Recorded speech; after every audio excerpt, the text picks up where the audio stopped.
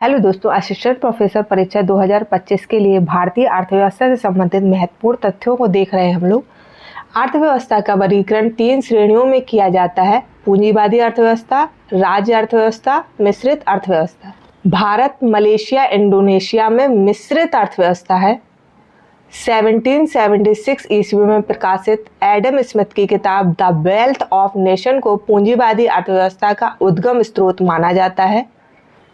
पहली बार राज्य अर्थव्यवस्था सिद्धांत जर्मन दार्शनिक कार्ल मार्क्स ने दिया था।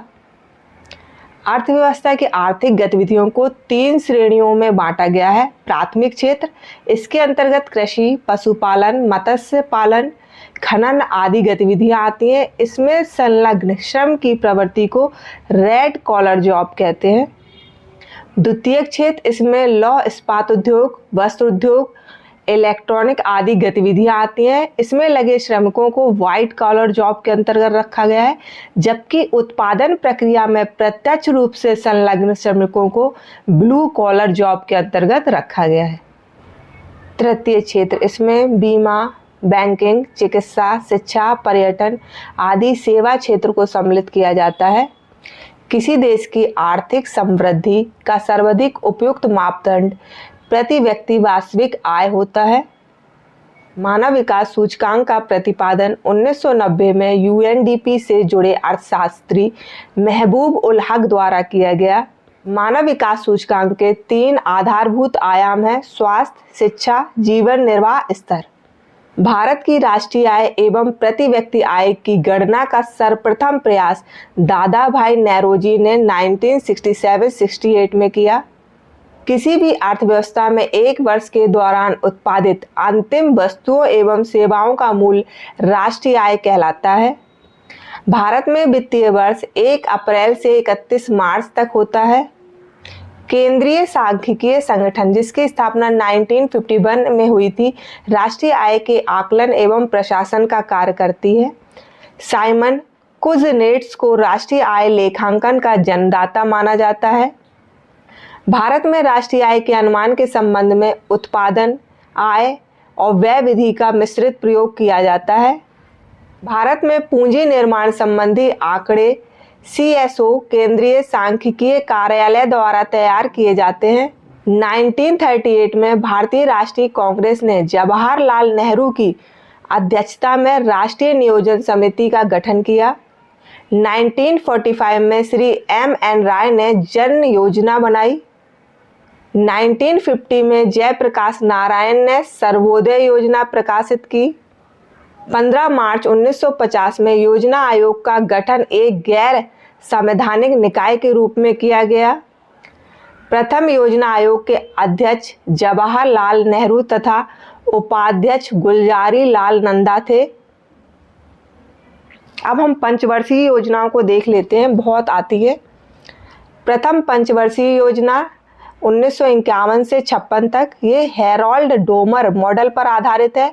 इसमें कृषि को उच्च प्राथमिकता दी गई। भाखड़ा नागल परियोजना, ब्यास परियोजना, दामोदर नदी घाटी परियोजना प्रारंभ हुई। द्वितीय पंचवर्षीय योजना 1956 से 61 तक चली। यह PC महालनोबिस मॉडल पर आधारित है। इसमें भारी उद्योगों व खनिजों को उच्च प्राथमिकता दी गई। दुर्गापुर, भिलाई, राउरकेला के इस्पात कारखाने स्थापित हुए इसी योजना के अंतर्गत। तृतीय पंचवर्षीय योजना 1961 से 66 तक, इसमें कृषि व उद्योगों दोनों को प्राथमिकता दी गई। यह एक असफल योजना है। चतुर्थ पंचवर्षीय योजना 1969 से 74 तक। पांचवी पंचवर्षीय योजना का कार्यकाल है 1974 से 78 तक। इसमें गरीबी उन्मूलन तथा आत्मनिर्भरता की प्राप्ति का उद्देश्य रखा गया। इसी में 20 सूत्रीय कार्यक्रम 1975 में शुरू किए गए। छठी पंचवर्षीय योजना 1980 से 85 तक, इसमें गरीबी उन्मूलन व रोजगार वृद्धि का उद्देश्य रखा गया।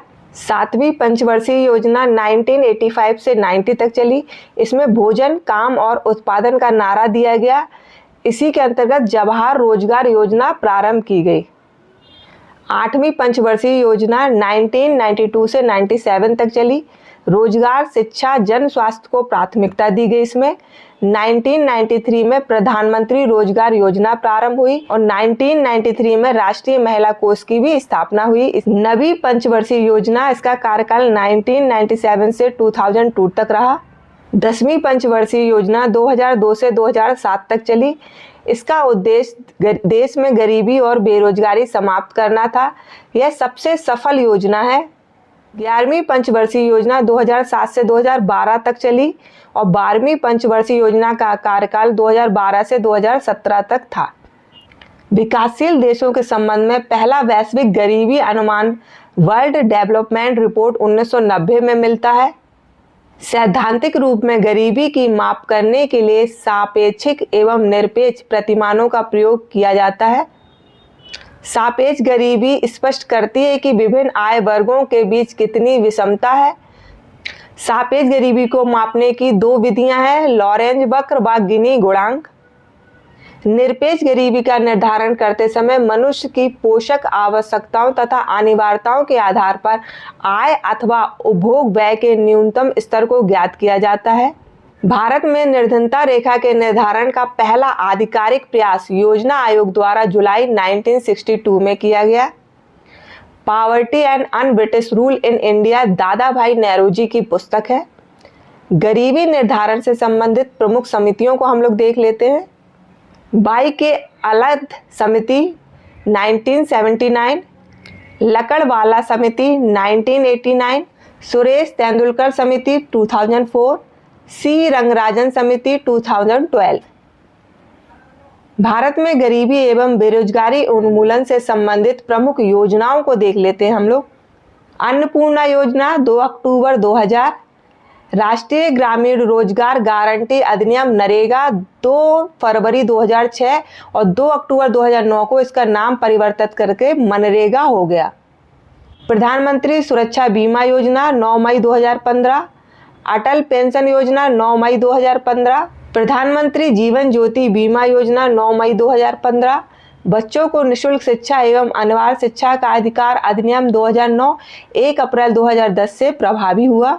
सर्व शिक्षा अभियान 2001, राष्ट्रीय माध्यमिक शिक्षा अभियान 2009, विद्यालय में राष्ट्रीय मध्याहार कार्यक्रम 15 अगस्त 1995, साक्षर भारत 2009, राष्ट्रीय ग्रामीण स्वास्थ्य मिशन 12 अप्रैल 2005, राष्ट्रीय ग्रामीण स्वास्थ्य मिशन 12 अप्रैल 2005, स्वच्छ भारत मिशन 2 अक्टूबर 2014, मिशन इंद्रधनुष 25 दिसंबर 2014, कस्तूरबा गांधी विद्यालयों की योजना 20 जुलाई 2004। नई आर्थिक सुधार की रूपरेखा सर्वप्रथम राजीव गांधी के कार्यकाल में 1985 में शुरू हुई। नई आर्थिक नीति के 3 प्रमुख आयाम थे, निजीकरण, उदारीकरण और विश्वव्यापीकरण। बैंकिंग लोकपाल योजना भारत में रिजर्व बैंक ने 14 जून 1995 से लागू की। सरकार का एकाधिकार के अंतर्गत पत्र मुद्रा का निर्गमन 1861 के बाद हुआ।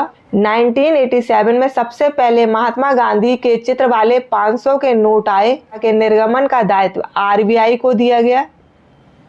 1 रुपए का नोट वित्त मंत्रालय द्वारा निर्गमित होता है, जिस पर वित्त सचिव के हस्ताक्षर होते हैं, जबकि 1 रुपए से अधिक के नोटों का निर्गमन रिजर्व बैंक के द्वारा होते हैं। नोटों पर रिजर्व बैंक के गवर्नर के हस्ताक्षर होते हैं।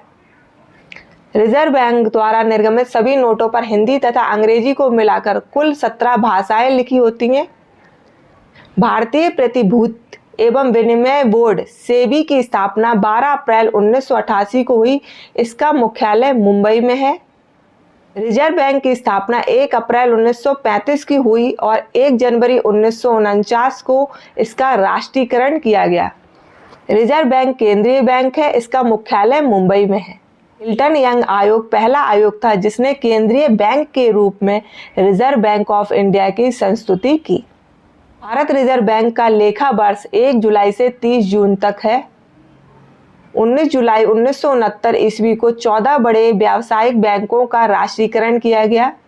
अब हम कुछ प्रमुख वित्तीय संस्थाओं के स्थापना वर्ष देख लेते हैं। इंपीरियल बैंक ऑफ इंडिया 1921, भारतीय रिजर्व बैंक 1 अप्रैल 1935, भारतीय स्टेट बैंक 1 जुलाई 1955, भारतीय निर्यात आयात बैंक 1 जनवरी 1982, क्षेत्रीय ग्रामीण बैंक 2 अक्टूबर 1975, भारतीय जीवन बीमा निगम सितंबर 1956, भारतीय कृषि एवं ग्रामीण विकास बैंक 12 जुलाई 1982। अगर आपको वीडियो पसंद आ रहा है तो इसे लाइक शेयर सब्सक्राइब जरूर करें। थैंक यू बच्चों।